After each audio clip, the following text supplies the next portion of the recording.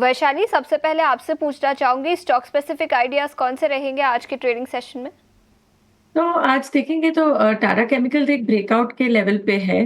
तो अगर ये सस्टेन करता है और हमने देखा कि कई बार एक रेजिस्टेंस पे अटेम्प्ट होके दोबारा रिट्रेस हो जाता है।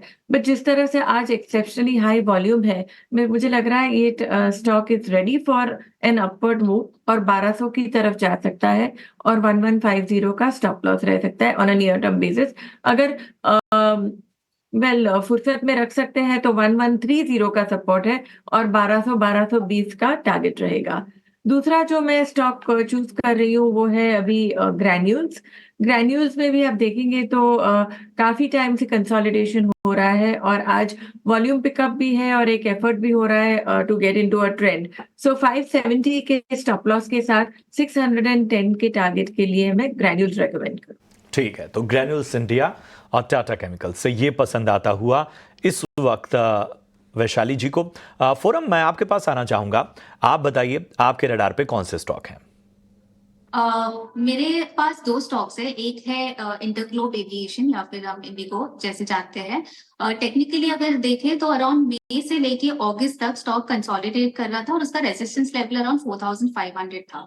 हमने मिड अगस्त में एक ब्रेकआउट देखा, उसके बाद ऑलमोस्ट 11% की रैली या फिर हम अपसाइड मोमेंटम की बात करें, ऑलमोस्ट 5000 लेवल्स टेस्ट किए, which can also act like a psychological mark.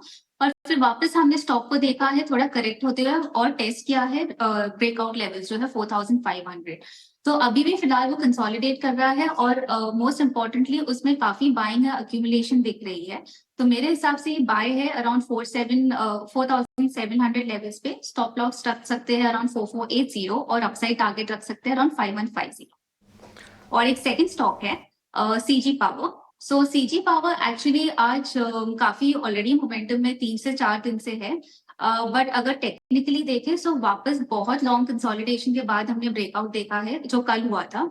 साथ में बहुत अच्छे वॉल्यूम से जो एक बाय या फिर बुलिश सेंटिमेंट इंडिकेट करते हैं।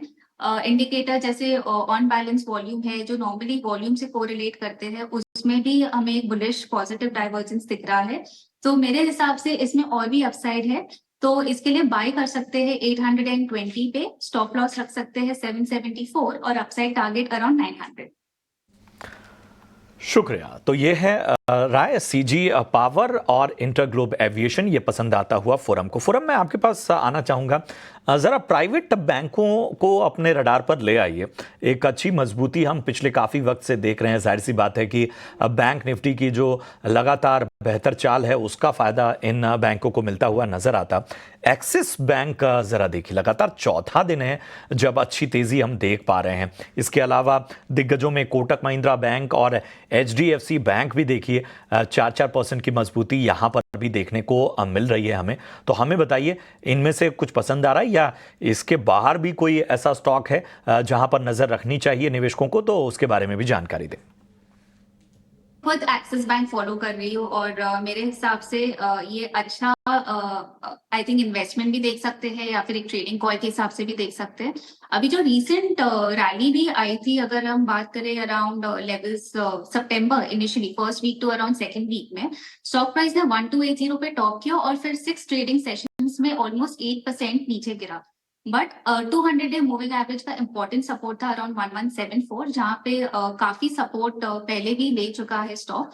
तो मेरे हिसाब से एक स्ट्रॉन्ग सपोर्ट है और रिस्क रिवॉर्ड रेशियो के हिसाब से बहुत फेवरेबल है। तो मेरे हिसाब से ये भी बाइंग लेवल पे आ सकता है अराउंड 1180 के आसपास। और stop loss strict stop loss रखना बेटर रहेगा 1165 पे और अपसाइड टारगेट देख सकते हैं अराउंड 1245 टू अराउंड 1250। बिल्कुल, तो ये राय है बैंकिंग शेयरों पर। इसके अलावा डिफेंस स्टॉक्स पर भी नजर डाल लेते हैं। मैस्काव डॉक की बात करें तो करीब 9% की तेजी यहाँ पर दिखी है। गार्डन रीच शिप बिल्डर्स में भी करीब 7 से 8% की तेजी है। कैबिनेट मिनिस्टर कमिटी जो है सिक्योरिटी की, उन्होंने डिफेंस डील्स करीब 80,000 करोड़ की डिफेंस डील्स अप्रूव की है, जिसके चलते दोनों ही स्टॉक्स में आज के ट्रेडिंग सेशन में मैस्काव डॉक 8% ऊपर और गार्डन रीच शिप बिल्डर्स इस स्टॉक में भी करीब 6 से 7% की तेजी है। वैशाली, दोनों ही स्टॉक्स पर टेक्निकल्स पर देखें तो आपकी क्या राय रहेगी? पिछले 3-4 महीनों में डिफेंस स्टॉक्स में थोड़ी सी कमजोरी दिखी है, लेकिन अब किसी को फ्रेश पोजीशंस बनाने हैं तो आज की तेजी के बाद क्या राय होगी? तो मुझे लग रहा है एक्चुअली आप डिफेंस के सभी स्टॉक्स देखेंगे, वैसे कि to start with Hindustan Aeronautics, या तो गार्डन रीच, या तो मज़गांव डॉक्स, कोचिन शिपयार्ड, ये सभी स्टॉक्स एक टेक्निकली लॉन्ग टर्म अगर हम वीकली चार्ट्स देखें तो काफी ट्रेंड अभी भी स्ट्रांग है, बट रिट्रेस होके एक अच्छे से सपोर्ट लेवल से अभी दोबारा बाउंस कर रहा है। सो मेरी सलाह रहेगी, अगर लॉन्ग टर्म का नजरिया है तो ये लेवल से जरूर इकट्ठा किया जाए। हमने इनमें से काफी स्टॉक्स हमारे क्लाइंट्स को भी रेकमेंड किया है। आज Garden Reach, Bharat Dynamic, in fact BEL, ये सभी स्टॉक्स हमें ठीक लग रहे हैं। तो आई थिंक पूरा defence sector as a basket मुझे प्रॉमिसिंग लग रहा है यहाँ से। बिल्कुल, तो डिफेंस सेक्टर के सभी स्टॉक्स पर नजरिया पॉजिटिव वैशाली का। इसके अलावा ओला इलेक्ट्रिक पर नजर डालेंगे। याद रखें, पिछले कुछ दिनों से स्टॉक फोकस में रहा है और अब मिनिस्ट्री ऑफ हेवी इंडस्ट्रीज ने भी कंपनी को लेटर दिया है कि कंज्यूमर की ग्रीवेंसेस सॉल्व करने के लिए। तो पिछले कुछ दिनों से in any case regulatory issues के चलते भी फोकस में रहा है। ओला इलेक्ट्रिक के शेयर में अब करीब 4.5% की गिरावट, और पिछले आधे एक घंटे में देखें तो गिरावट बढ़ती हुई नजर आ रही है। फोरम हाल ही में लिस्ट हुआ था तो शायद ज़्यादा चार्ट्स नहीं कह पाएंगे, लेकिन फिर भी टेक्निकल्स पर आपकी क्या राय रहेगी ओला इलेक्ट्रिक पर? वेल, डेटा कम है जैसे आपने कहा, पर फिर भी अगर जितना भी शॉर्ट टर्म डेटा है या फिर लिमिटेड डेटा है उसके हिसाब से अगर स्टॉक यहाँ पे ये लेवल्स अराउंड 86 टू अराउंड 100 में कंसोलिडेट कर रहा है तो एक उसका बेस फॉर्मेशन होगा, तो which will be good enough कि हम एक्सपेक्ट कर सकते हैं कि वापस थोड़ा सा अपसाइड मोमेंटम आ सकता है। बट फिलहाल के लिए कोई टेक्निकल इंडिकेटर्स पे कंफर्मेशन नहीं है, तो जब तक 86 का सपोर्ट लेवल बना रहेगा तब तक कोई प्रॉब्लम नहीं रहेगा। बट मैं इस लेवल्स पे बाय सजेस्ट नहीं करूंगी। वीकली क्लोजिंग पे अराउंड 100 के ऊपर थोड़ा सेफ रहेगा इसमें इन्वेस्ट करने के लिए। ठीक है, तो यहाँ पर आपको बेहतर रणनीति मिलती हुई ओला इलेक्ट्रिक पर दूर रहने की फिलहाल सलाह। दोनों ही स्टॉक का आज हम देख रहे हैं कि हीट मैप में पूरी तरह से अपनी ओर ध्यान खींचते हुए मार्केट के हीट मैप में, और चूंकि हाल फिलहाल हमने देखा कि एक कहते हैं मोमेंटम लौटा है खासतौर पे पावर और पावर फाइनेंस शेयरों में, तो एनटीपीसी और पावर ग्रिड बताइए कैसे लग रहे हैं आपको? तो NTPC actually nothing really much is happening. हम देखें तो लॉन्ग टर्म ट्रेंड भी इंटैक्ट है, और ट्रेंड लाइन सपोर्ट भी हम देखें तो 410 415 का एक अच्छा सा सपोर्ट है।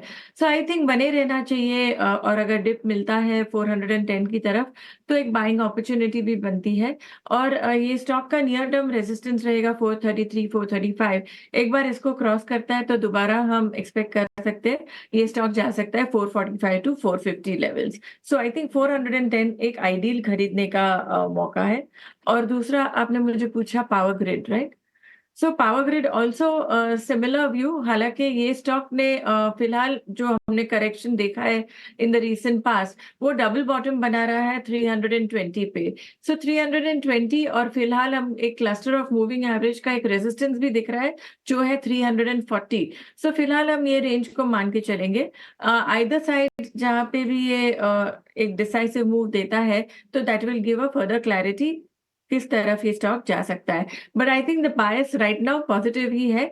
वेट करना चाहिए 340 343 के ऊपर सस्टेन करना चाहिए। तो ये है राय एनटीपीसी और पावर ग्रिड पर।